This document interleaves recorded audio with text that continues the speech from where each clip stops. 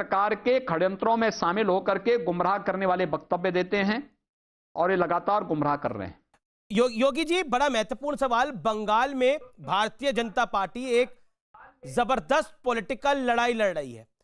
कल आपकी पार्टी के राष्ट्रीय अध्यक्ष पर वहां पर जानलेवा हमला हुआ, पत्थरबाजी हुई।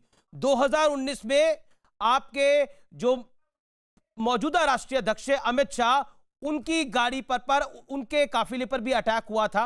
वहां पर जलती हुई बाइकें फेंकी गई थी।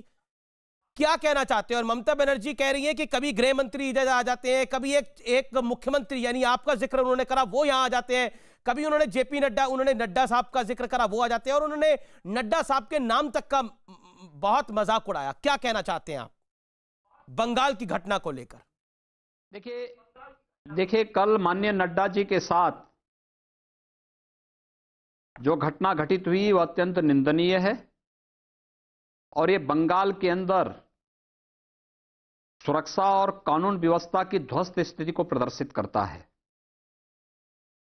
लेकिन यह भी तय है कि भारतीय जनता पार्टी इस प्रकार के कायराना हरकतों से और हमलों से भयभीत होने वाली नहीं है। बंगाल विधानसभा के चुनाव में भारतीय जनता पार्टी पूर्ण बहुमत के साथ वहां सरकार बनाएगी। कोई संदेह इसमें नहीं होना चाहिए, क्योंकि बंगाल की जनता यह फैसला पहले ही कर चुकी है। जो अपार समर्थन वहां पे मिल रहा है,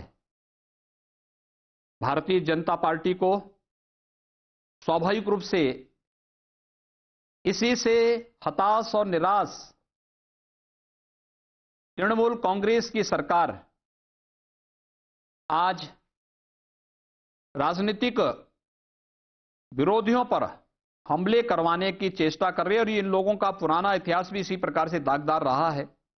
लेकिन इससे बहुत हम लोग घबराने वाले नहीं हैं। बंगाल में भारतीय जनता पार्टी पूर्ण बहुमत के साथ सरकार बनाएगी। लेकिन ममता बनर्जी कह रही है कि भारतीय जनता पार्टी अटैक का नाटक कर रही है, ढोंग कर रही है, और सिर्फ अपने वोट बढ़ाना चाहती है यहां पर। देखिए, तो बंगाल के बारे में पूरी दुनिया जान रही है कि बंगाल में किस प्रकार की सरकार चल रही है, कैसे राजनीतिक दलों के कार्यकर्ताओं पर हमले करके और नृशंस हत्याएं कर दी जाती हैं, कैसे वहां पर कानून व्यवस्था की बदहाल स्थिति है। और आज जब केंद्र की मोदी जी के नेतृत्व की सरकार ने देश के अंदर जो तमाम लोक कल्याणकारी, गरीब कल्याणकारी योजनाएं घोषित की हैं, उसमें से बहुत सारी योजनाएं ऐसी हैं जो बंगाल के अंदर लागू ही नहीं होने दी गई। जी, लेकिन प्रधानमंत्री किसान सम्मान निधि का आरोप है कि आयुष्मान भारत जैसी योजनाएं, जी, लेकिन अगर ये योजनाएं बंगाल के अंदर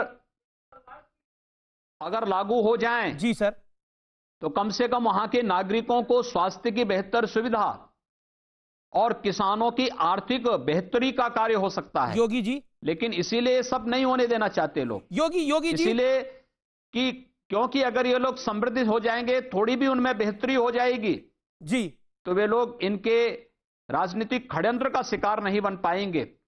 और यही हताशा, निराशा उन्हें परेशान कर रही है कि जैसे ही भारतीय जनता पार्टी आएगी कि केंद्र की सभी लोक कल्याणकारी योजनाएं बंगाल में, चाहे वह पीएम आवास की योजना हो, चाहे वह स्वच्छ भारत मिशन में हर परिवार के पास शौचालय देने की बात हो, चाहे वह सौभाग्य योजना में हर परिवार को निःशुल्क विद्युत कनेक्शन देने का कार्य हो, आयुष्मान भारत में 5 लाख रुपए की स्वास्थ्य बीमा का कवर का हो, या फिर किसान को हर पीएम किसान के अंतर्गत हर किसान को 6,000 रुपए सालाना देने की कार्य योजना हो, और भी ढेर सारी जो योजनाएं हैं, यूथ के लिए स्टार्टअप की योजना, स्टैंड अप की योजना, या फिर प्रधानमंत्री मुद्रा की योजना, ये जितनी योजनाएं हैं, ये योजनाएं लागू न होने पाए, वो कह रही है कि बीजेपी की कोई योजना नहीं है। परेशान है तृणमूल कांग्रेस। टीएमसी टीएमसी और बंगाल की मुख्यमंत्री ममता बनर्जी कह रही है कि बीजेपी की कोई योजना नहीं है, बीजेपी की एक योजना है ध्रुवीकरण।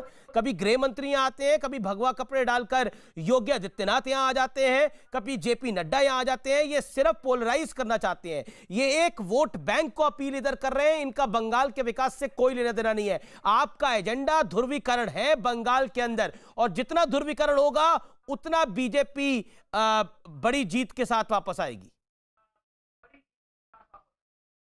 देखिए, ये ममता जी के कहने से अब कुछ नहीं होने वाला है, वहां की जनता तय कर चुकी है। और ये नहीं भूलना चाहिए ममता जी को कि भारतीय जनसंघ के पहले अध्यक्ष डॉक्टर श्यामा प्रसाद मुखर्जी जी बंगाल से ही थे। हमारी नींव तो बंगाल में बहुत पुरानी है और बहुत मजबूती के साथ वहां पर आज भारतीय जनता पार्टी के पक्ष में जनता का समर्थन मिल रहा है। और भारतीय जनता पार्टी को जो समर्थन बंगाल के अंदर मिल रहा है, उसी की हताशा निराशा में इस प्रकार के कायराना हमले, सरकार द्वारा प्रायोजित हमले हैं। और इस प्रकार के हमलों से भारतीय जनता पार्टी का कोई भी पदाधिकारी और कोई भी कार्यकर्ता कहीं भी भागने वाला नहीं है। इस प्रकार के उसको फेस करके हम बंगाल की जनता को राहत देने का कार्य और केंद्र सरकार की कल्याणकारी योजनाओं के साथ, गरीब कल्याणकारी योजनाओं के साथ जोड़ करके उनकी बेहतरी के लिए और उनकी आर्थिक समृद्धि के लिए वहां पर कार्य करेंगे।